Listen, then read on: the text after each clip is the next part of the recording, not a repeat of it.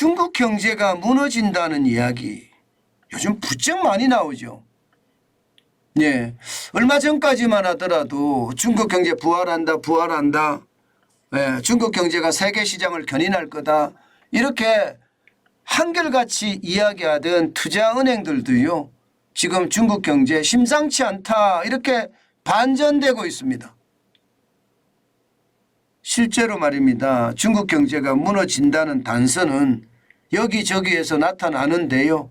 예, 이번에는요. 골드만삭스가 중국의 경제 성장률을 하향 조정했습니다. 그 폭이 무려 0.6%포인트입니다.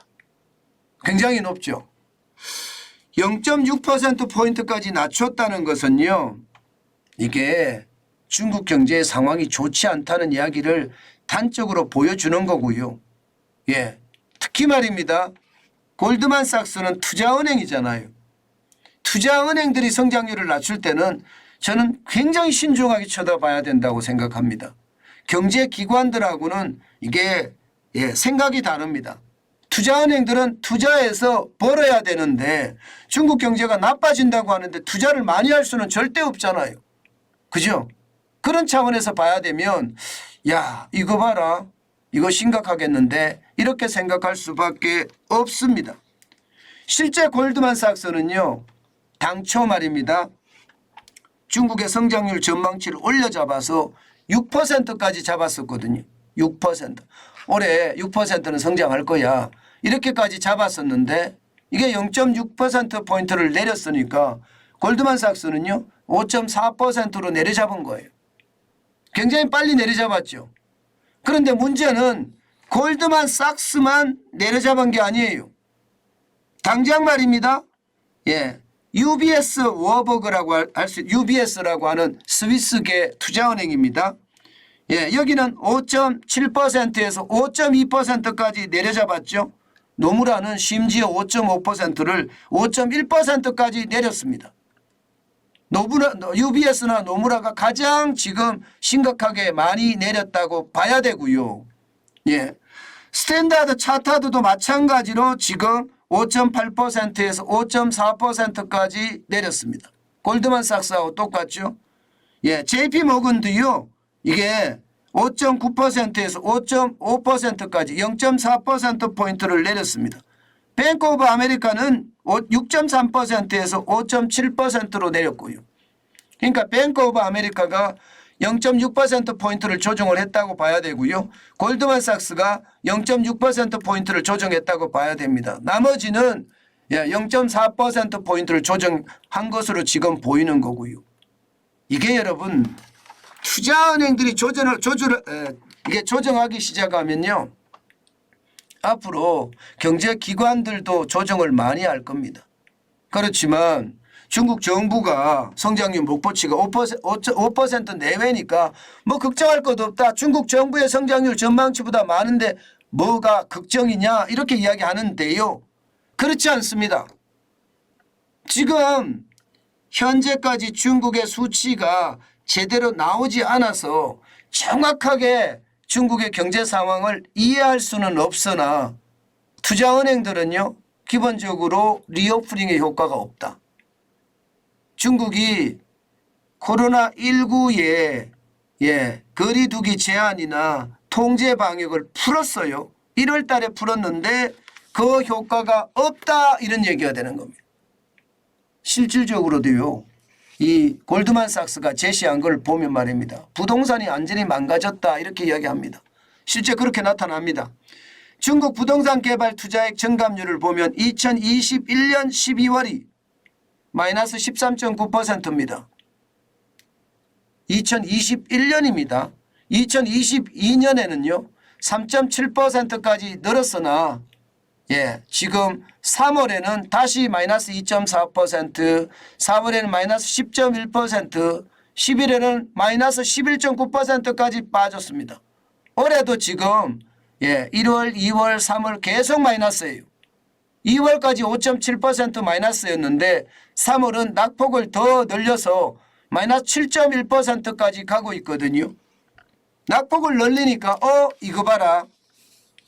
중국 경제 생각했던 것보다가 더 심상치 않겠는데 이렇게 모두가 예상을 합니다. 이게 부동산 개발이라는 게 중국은 내수의 핵심이거든요. 예, 중국도 경제 성장률 전체의 거의 한 60%가 내수가 차지하는데 그 내수 60% 중에 부동산이 30%가 넘게 차지합니다. 그런데 부동산이 꼬꾸라지면 중국 내수가 꼬꾸라진다는 이야기거든요. 내수가 꼬꾸라진다는 이야기는 중국 경제 전체가 디플레이션에 빠진다 이런 이야기가 되는 거예요. 실질적으로 말입니다.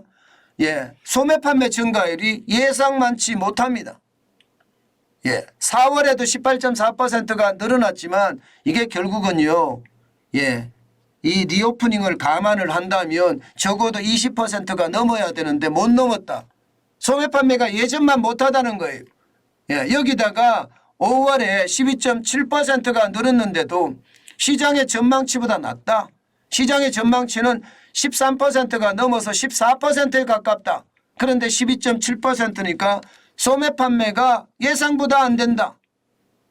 결국 중국 정부가 지금 추진하는 내수 중심의 성장이 제대로 일어나고 있지 않다는 이야기가 되는 거예요. 그러면 수출이라도 받쳐줘야 되는데 수출은 마이너스로 곤두박질 치고 있습니다.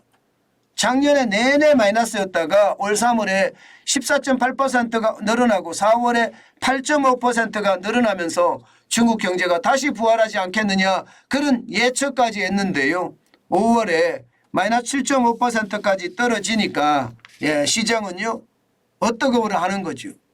실제 중국에서도요 이런 지표들이 정확히 어떻게 나올지 이게 추세선을 보기가 좀 힘들게 계속 나오기 때문에 이거를 완벽하게 해석하기는 어렵다 이렇게 예, 이야기는 하지만 분명히 내수가 나쁘고 수출이 나쁘다. 그럼 투자 안 하잖아요. 당연히. 투자 안 합니다. 예, 그러면 여러분 이게 투자은행들이 투자를 할 수가 있겠어요? 무서워서 못하는 거죠. 게다가 생산자 물가는 마이너스 4.6%까지 떨어지고 있고요. 소비자 물가도 0.2예요. 0.2. 0.2대를 기록하고 있습니다. 디플레이션 징조거든요. 완전히 디플레이션 징조예요. 그래서 여러분 결국은 저성장 저물가가 될 가능성이 높다 하는 이야기를 지금 하고 있는 겁니다. 사실 중국 정부도 예, 다급해졌습니다. 오죽 다급해졌으면 여러분 알다시피 단기금리 내렸습니다. 예, 이제는요 1년 만기 주택담보대출금리도 내렸습니다. 1년 만기. 이게 3월까지만 하더라도 예, 2.75%였거든요. 6월에 2.65%까지 내렸습니다. 이게 일반적으로 1년 만기 주택담보대출이니까 집 사는 겁니다. 예, 중기 유동성 지원 창구 MLF라는 게 그런 거예요. 0.65%까지 내려서 부양을 시켜가는 겁니다. 아마 오늘 LPR이라고 해서 말입니다. 예, 이게 신용대출 금리 어떻게 할 건가 우대금리를 말하는데 이것도 아마 내릴 거라고 지금 예상을 합니다. 내릴 거라고. 그렇게 되면 우리 시장도 아마 그 영향을 받을 거예요. 이게 다급한 거죠. 실제로 말입니다. 예, 수출이 꽉 늘어났다가 떨어지고 소비가 늘어났다가 떨어지고 이러니까 이거 안 되겠다 빨리 살려야 되겠다 하면서 돈을 마구마구 푸는 것 이게 핵심으로 지금 보입니다. 지금 중국 경제는 예, 기사가 계속 많이 쏟아지는 것도 그렇고요. 이게 국내뿐만 아니라 해외 기사들도 많이 쏟아지거든요. 이것은 중국 경제가 그만큼 위기의 선상에 있다는 거예요. 실질적으로 중국은 1분기에 4.5% 성장을 하고요. 2분기에도 1분기보다 더 크게 성장을 할 거다. 이렇게 중국 당국은 이야기를 하고 있지만 언젠간 모르지만 조만간 그것도 근시일 내에 이게 충격을 맞을 수도 있다. 이런 얘기도 된다는 뜻입니다.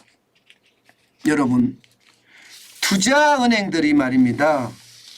부동산 시장에 대한 불확실성을 이야기하고요. 예, 이게 내수가 악화된다는 것을 이야기하는 것을 보면 말입니다. 앞으로 더 내려갈 가능성도 있고요. 조만간 경제 성장률에도 타격이 된다는 이야기도 저는 틀리지 않다고 생각합니다. 반드시 말입니다, 여러분. 우리가 생각을 해야 될 게, 반드시 생각을 해야 될 게 충격이라는 것은 언제 어느 때, 그것도 회색 코뿔소라고 이야기도 할 수 있고요. 블랙스완. 회색 코뿔소는 보이는 위험이에요. 블랙스완은 보이지 않는 위험입니다. 그런 위험이 저는 동시에 찾아올 수도 있다고 봅니다. 그렇기 때문에 여러분 진짜 조심하면서 시장을 봐야 됩니다. 단순하게 시장을 바라보고 있잖아요. 그러면 오히려 말입니다. 낭패를 당할 수도 있다는 것, 저는 여러분들에게 다시 한번 말씀을 드립니다. 많은 분들은 아마 지금 우리 경제의 상황이 얼마나 나빠지는지도 잘 알고 있을 거예요. 그래서 실물 경제가 어떻게 변하는지, 또 중국 경제, 왜냐하면 중국 경제가 나쁘면 우리 수출에 많은 문제가 생기거든요. 그래서 중국 경제가 좀 나아지기를 항상 바라보는데 지금 상황은 그렇지 못하다는 게 현실이다. 그래서 여러분 우리가 아주 지독하게 좀 봐야 되겠다. 중국이 나빠지면 경제 전체적으로도 나빠질 가능성이 있으니 그에 대한 대비책이 반드시 있어야 되겠다. 그 말씀을 다시 한번 여러분께 올립니다. 저는 늘 말씀을 드리지만 경제라는 게 다양한 변수를 가지고 충격을 주거든요. 지금 중국의 변수는요, 그 다양한 변수 중에서 굉장히 비중이 높은 변수라는 것 우리 오늘 기억하고 시장의 변화가 어떻게 움직이는지 다시 한번 쭉 따라가는 그런 노력이 필요하다. 그 말씀 다시 한번 드리겠습니다.